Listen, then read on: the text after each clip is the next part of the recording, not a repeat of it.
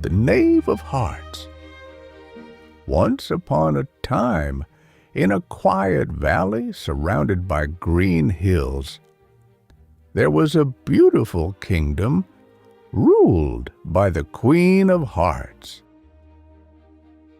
The queen was known for her great love of sweet things, especially tarts filled with strawberries and cream. Every morning, she asked her cooks to make a new tray of delicious tarts for her breakfast. The air of the palace always smelled of sugar, butter, and fresh fruit. But one day, something strange happened in the royal kitchen. The tray of tarts, golden and shining, disappeared before the queen could even taste one. The cooks were shocked. The guards were confused. The queen was furious. "Who has stolen my tarts?" she cried, her voice echoing across the hall. Everyone in the palace froze. The queen's anger was famous, and no one dared to look into her eyes. The king tried to calm her. "My dear, perhaps someone only moved them." "No one moves my tarts!" shouted the queen.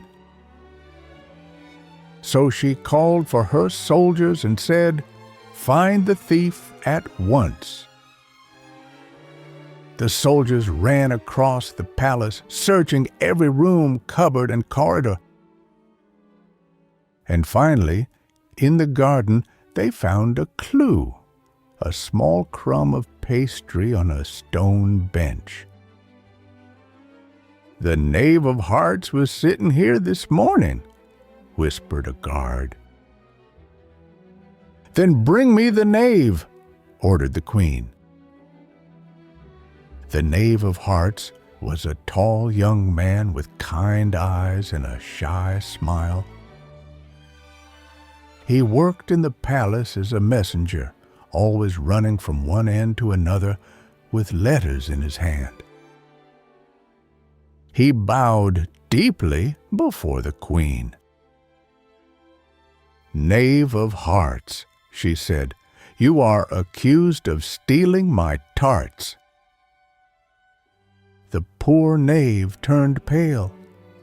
"Your Majesty, I would never steal from you." "Do you deny it?" the queen asked. "I do, Your Majesty," he said softly. "Then you shall stand trial," she declared. A great trial was arranged in the royal court. The king sat beside the queen, and the knave stood alone in front of them. All the cards of the court came to watch, the spades, the clubs, and the diamonds. The courtroom was full of whispers and excitement. Even the cooks were peeking through the doors. "Call the first witness!" shouted the king. The white rabbit stepped forward nervously. He held a long paper and a trembling paw. "What do you know about the tarts?" asked the queen. "Only this, Your Majesty," said the rabbit, "that they were here one moment and gone the next." "Useless," said the queen. "Next." Then came the cook, still covered in flour. "I baked those tarts myself," she said proudly. "Did you see who took them?" asked the king. "No, but I saw a shadow near the garden door." "Aha!" cried the queen. "That must be the knave." "Not necessarily," said the king gently. "Many people walk near the garden door." The queen frowned. She didn't like to be contradicted.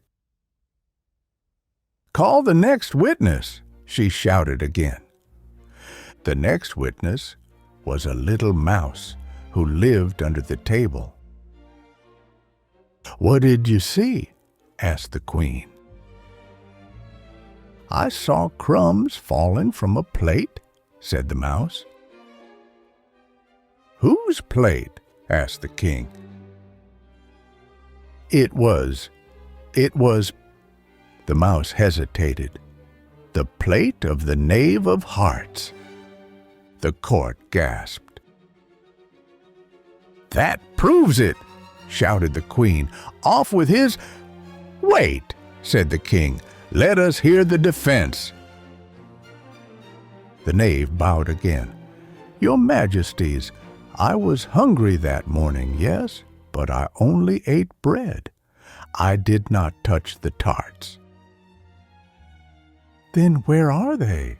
asked the queen. "I do not know, Your Majesty." Just then, a loud noise came from the kitchen. Everyone turned. The door opened slowly, and a young maid entered carrying a tray. On it were the missing tarts, untouched, beautiful, and shining. "I found these behind the curtain," said the maid. "Someone hid them there." "Behind the curtain?" said the king. "Yes, Your Majesty. I think the wind blew it and the tray slipped behind." The queen looked embarrassed. "So no one stole them?" asked the king. "It seems not," said the maid. The queen cleared her throat. "Very well. The trial is over." Everyone sighed in relief. "The Knave of Hearts is innocent," declared the king. "Long live the knave," shouted the crowd. The queen pretended to smile, though her face was still red. The tarts were returned to the table, and the queen finally had her breakfast. Even offered one to the knave as a sign of peace. "Thank you, Your Majesty," said the knave, taking the smallest tart. "Next time," said the queen, "we must lock the kitchen." "Or perhaps," said the king kindly, "we should trust the wind a little more." Everyone laughed, and the music began to play. The cards danced in circles around the hall. The knave smiled again, relieved and happy. The queen slowly forgot her anger as she tasted her sweet tarts. And from that day, she always remembered to close the window before breakfast. The Knave of Hearts continued his job as the palace messenger. Sometimes he carried letters of love, sometimes orders of war, but always with the same shy smile. People liked him for his honesty and gentle heart. The queen even started to trust him again. Whenever she needed someone to deliver her most secret letters, she called for him. The knave never spoke about the trial again. But every time he passed the kitchen, he looked at the curtain and smiled. "A good tart," he said once. should be eaten, not judged. The cook laughed and gave him an extra piece. And so the palace became peaceful again. On quiet evenings, the queen sat on her balcony sipping tea and watching the sunset. The knave sometimes stood below playing a small tune on his flute. The sound was soft and gentle, like the wind that once caused so much trouble.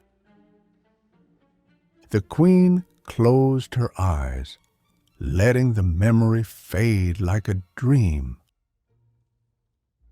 The tarts were safe, she whispered, and so was my heart. The moon rose over the castle walls, shining silver on the garden path.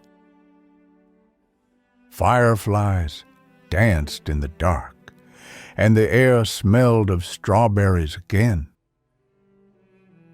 The knave looked up and smiled.